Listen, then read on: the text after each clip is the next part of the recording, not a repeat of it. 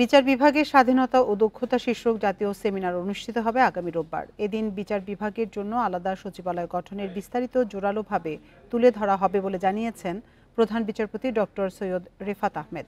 দুপুরে সুপ্রিম কোর্টে সাংবাদিকদের এই কথা বলেন তিনি। সেমিনারে প্রধান উপদেষ্টা সহ উপস্থিত থাকবেন আপিল বিভাগ ও হাইকোর্ট বিভাগের সকল বিচারপতি সহ রাষ্ট্রের গুরুত্বপূর্ণ ব্যক্তিরা। এর আগে সত্যিকার স্বাধীন বিচার বিভাগ প্রতিষ্ঠায় নির্বাহী বিভাগ থেকে পুরোপুরি আলাদা বিচার বিভাগীয় সচিবালয়ের কথা বলে আসছিলেন প্রধান বিচারপতি। এজন্য অধ্যাদেশ প্রস্তুতের কাজ চলছে বলেও জানান তিনি।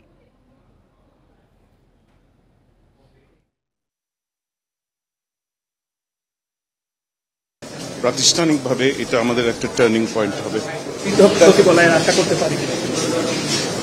এতটুকু আশা করতে পারেন যে আমি যা বলে এসেছি সারা দেশে গত 7-8 মাস ধরে, সেই বক্তব্য আরো জোরালোভাবে আমি নিজে রাখবো।